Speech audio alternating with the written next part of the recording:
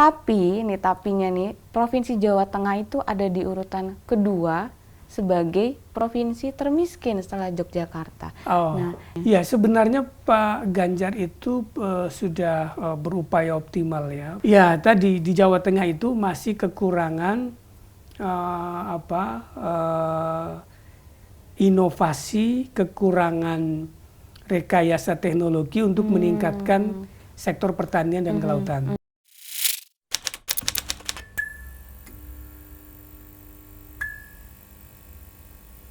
tadi Bapak menyinggung pihak Bapak mau mendorong program-program turunan. Itu bisa dijelaskan nggak Pak? Ya, di Jawa Tengah juga dari hasil kami melakukan pengawasan keliling ke Jawa Tengah, banyak sungai-sungai yang tidak terurus. Dan itu mengakibatkan banjir di sebagian besar wilayah Jateng. Nah, salah satunya sepertinya masyarakat belum memiliki kesadaran tinggi bahwa sungai itu perlu dipelihara. Orang masih cenderung menjadikan sungai sebagai tempat pembuangan segala hal. Bahkan ada cerita waktu kami ke Pekalongan, isinya itu segala macam barang-barang yang itu semua dibuang ke sungai. Nah, untung banyak teman-teman yang sudah mulai peduli, bahkan sebagian ada yang mulai mendorong upaya-upaya lebih keras lagi untuk mengatasi ini. Nah, kami sedang menyiapkan semacam mendorong masyarakat, karena tadi ketika bicara sungai di bagian hulu itu tadi ya penanganannya adalah Balai Besar dan juga Bappedas, tapi kalau di hilir itu perilaku masyarakat perlu direkayasa untuk punya kesadaran mengelola sungai dengan baik. Nah, kita akan membuat lomba-lomba supaya masyarakat punya kesadaran untuk menjaga sungainya dengan baik. Jangan membuang sampah ke sungai, jangan merusak badan atau dasnya sungai. Segala macam seperti itu. Termasuk ada juga penghijauan, juga ada penanaman tanaman-tanaman yang bisa membuat dasnya semakin bisa dipelihara dengan baik. Jadi yang paling utama itu adalah edukasi juga buat masyarakat ya kan Pak? Ya, tadi karenanya ini komprehensif, hulu, hilir, tengah, hulu, tengah, hilir, maka di sisi hilir ini perlu ada rekayasa untuk kesadaran dan perilaku masyarakat terhadap sungai tadi itu. Oke, baik. Nah, kita mau punya program namanya bersih-bersih Jateng, tapi konteksnya adalah bersih-bersih lingkungan yang untuk mendorong lingkungan hidup di Jawa Tengah bisa lebih baik, termasuk utamanya sungainya. Itu melibatkan dari generasi semua lintas. Oke. Ya nanti ada segmen pelajar ada, segmen mahasiswa ada, segmen emak-emak ada, segmen lainnya juga ada. Kita ingin ada apakah itu lomba, apakah apa untuk mendorong ini bisa tumbuh seperti itu. Sama seperti Pandawara Group ya, Bapak mungkin tahu yang kelompok anak muda dari Bandung yang tukang bersihin sampah-sampah di sungai itu, mungkin itu bisa menginspirasi anak muda di Jawa Tengah juga Pak. Betul, nanti kita akan banyak sharing dengan banyak stakeholder lain, bagaimana nih kita mengupayakan sungai-sungai Jawa Tengah menjadi sungai-sungai yang saya sering menyebut, bahkan kemarin saya sampai membuat lomba naskah khutbah Jumat, temanya untuk bagaimana mengelola sampah supaya tidak mengotori lingkungan termasuk sungai. Betul. Selesai soal sungai, banjir, sampah, kita mulai fokus ke Ganjar nih Pak. Ini Ganjar ini, aduh lagi jadi bintang nih Pak. Langsung berubah nih gaya duduknya nih. Berubah nih. Iya, apa nih kalau Pak Ganjar? Kalau oke-oke aja kan, apanya masalahnya? Soal Pemprov ya Pak, ini gitu. Sudah mau 2 periode. Ya. Gimana Pak kepemimpinan Ganjar yang sebenarnya? Ya, kalau dari sisi performan di berbagai sektor, banyak penghargaan beliau memperoleh itu.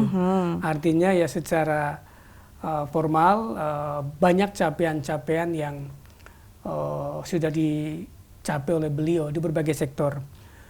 Tetapi memang tantangan Jawa Tengah karena kalau saya sebut adalah beban populasinya dengan kemampuan fiskalnya itu tidak imbang. Jadi saya hitung-hitung itu fiskal Jawa Tengah itu maksimal yang direct itu dikelola mereka itu adalah 111 triliun. Ya, dari mana itu? 80 triliun itu APBD kabupaten kota se-Jawa Tengah. Kemudian APBD provinsi kisarnya 24 atau 25 triliun. Kemudian ada dana desa 7 triliun. Nah, kalau itu dijumlah sekitar 111 triliun lah. Nah, sehingga kalau untuk mengangkat kehidupan 36,7 juta itu tetap tidak seimbang. Karena kalau dibandingkan dengan populasi di tempat lain, ini negara. Saya sering sebut-sebut Jawa Tengah itu sebenarnya tidak layak kalau provinsi dengan populasi itu. Karena Australia saja satu benua cuma 25 juta. Satu negara, satu benua. Kemudian Malaysia kisaran 30. Arab Saudi 31, 32 juta. Dan mereka untuk mengelola populasi itu ribuan triliun. Nah, kita hanya sekitar 100 itu. Makanya ini nggak nutut. Makanya banyak prestasi di Jawa Tengah, tapi problemnya kayaknya kok nggak bisa habis. Ya, karena tadi nggak imbang. Misalnya tadi untuk membangun, kemarin kita mencoba melihat problem kembali ke fiskal. Ada satu kabupaten dicatat kemarin kayak Brebes itu mengajukan dana untuk perawatan dan pemeliharaan jalan 700 miliar. Bayangkan baru satu kabupaten 700 miliar, hampir 1 triliun kan. Nah, kemudian kita juga mendapatkan data misalnya Barlingmas Cakep itu Banjarnegara, Purbalingga, Banyumas, Cilacap, Kebumen. Waktu Musrembang kemarin identifikasi kebutuhan untuk membangun dan memelihara jalan di wilayah 5 kabupaten ini sekitar 16 triliun. Nah, kalau kemampuan provinsi hanya seperti itu, ya nggak bakal nutup memang. Hanya untuk ngurusi jalan pun akan kesulitan. Itulah mengapa bisa jadi kalau ada yang melihat prestasinya kadang tertutup dengan permasalahannya.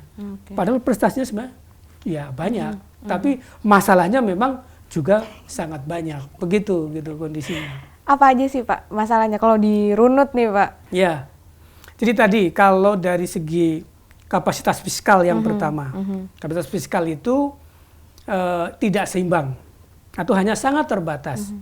Yang harusnya mungkin ribuan triliun hanya paling 100 triliun. Jadi nggak bakal nutup siapapun yang akan kesulitan.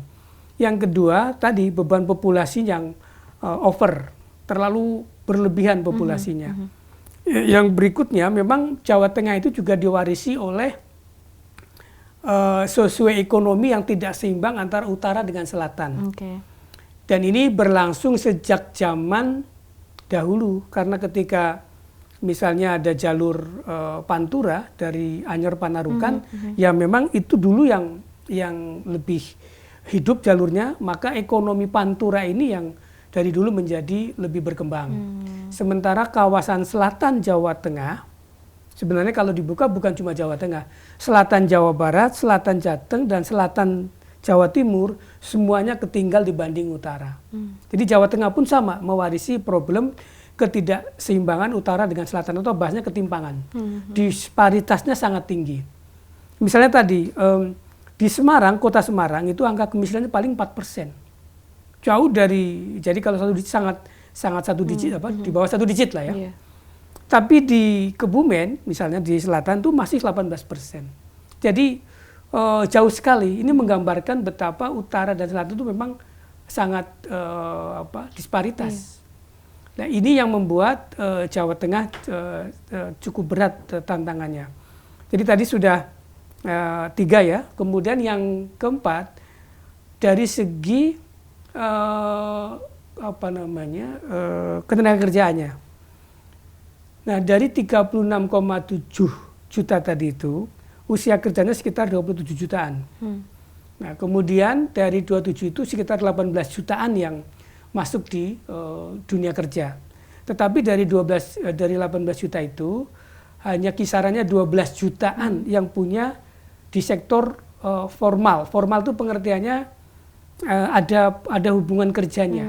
Jadi katakanlah yang di instrumen birokrasi maupun di perusahaan swasta. Swasta. Nah, jadi itu sekitar 12. Nah, yang 5 juta ini adalah semi informal, jadi bekerjanya paruh waktu. Nah, sehingga dengan komposisi ketenagakerjaan ini memang juga menjadikan Jawa Tengah cukup riskan. Begitu ada krisis, tentu akan berdampaknya sangat berat ke masyarakat. Ekonomi terganggu sedikit tentu akan berdampak kepada meningkatnya garis kemiskinan. Seperti itu kondisinya Jawa Tengah. Kan biasanya ada suka ngomong tuh Pak, ya ini sudah ada UMKM sudah berjalan gitu, menyerap berapa ribu tenaga kerja. Itu sebenarnya itu terjadi nggak sih di Jateng, Pak? Oh iya, terjadi. Jawa Tengah juga, karena tadi ya, Jawa Tengah itu sebenarnya kalau dilihat salah satu indikator pertumbuhan ekonominya, sektor yang menopang itu adalah konsumsi rumah tangga. Itu berapa persen? Hampir 60%, 59, sekian persen. Jadi yang menggerakkan ekonomi Jawa Tengah dari konsumsi masyarakat. Ya tadi berarti masyarakat terpenuhi kebutuhannya, barang dan jasa, karena sebagaimana karena UKM-nya hidup. Kalau sampai itu terjadi tergantungan dari luar, wah bisa lebih berat lagi. Tapi karena lingkungan UKM di Jawa Tengah juga hidup, kebutuhan masyarakatnya bisa dipenuhi, sebagian besar dipenuhi dari lingkup barang jasa mereka sendiri, maka ini tidak terlalu berpengaruh kalau ada ini. Nah, yang berikutnya juga pertumbuhan industri manufaktur. Jawa Tengah sekarang sedang mulai berkembang. Ada kawasan industri yang dari dulu sudah berkembang lebih awal, tapi sekarang juga ada Batang yang mulai menjadi primadona dan nanti akan menghadirkan sekian banyak investor. Dan itu tentu akan menyerap tenaga kerja dan pada akhirnya akan meningkatkan kesejahteraan masyarakat. Nah, tetapi masih butuh waktu. Yang kedua juga ada fenomena relokasi industri, terutama yang padat karya ke Jawa Tengah. Nah, terutama di sektor garment dan sebagainya. Nah, tetapi itu masih baru karena comparative advantage-nya Jawa Tengah. Apa itu upah buruh? Upah buruh Jawa Tengah masih lebih rendah dibanding DKI dan Jawa Timur.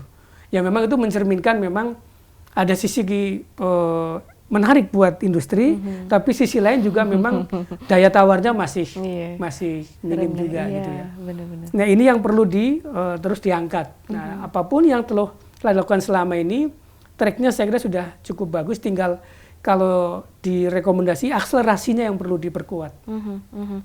Berarti kalau misalkan itu PR-nya banyak banget ya Pak? Iya, dan memang siapapun yang menjadi pemimpin Jawa Tengah, akan sangat. Kalau dibanding-banding memang tadi coba DKI dengan populasi hanya mungkin kalau real penduduk DKI paling sekitar 8,5-an barangkali ya. Karena yang lain komuter. Itu APBD-nya berapa? APBD-nya saja, belum yang dari pusat dan ini adalah 86 triliun. 3 kalinya APBD Jawa Tengah. Untuk populasi sepertiganya Jawa Tengah. Nah coba, gimana nih menggambarkannya, kan susah ini. Fiskalnya 3 kali lipat Jawa Tengah, beban kerjanya hanya sepertiganya Jawa Tengah. Nah jadi kalau melihat ini ya wajar kalau kemudian Jawa Tengah kok kelihatannya masih banyak masalah. Seperti itu situasinya. Ya sekali lagi itu butuh terobosan. Perlu terobosan dan akselerasi, lompatan supaya bisa mengejar permasalahannya. Jadi Pak Ganjar kan belum selesai. Sebagian besar penduduk Indonesia kan masih di Jawa. Makanya begitu problem Jawa tidak bisa tuntas, ya artinya sebenarnya problem Indonesia menjadi bermasalah. DPD karena dia mewakili perseorangan, bukan basis politik oriented, dia lebih objektif dalam beraspirasi. Kalau DPD bisa memberi rekomendasi ini, saya kira juga akan sangat bagus untuk pembangunan daerah. Kurang lebih itu, di pusat dan di daerah ada tupoksi yang bisa dimaksimalkan.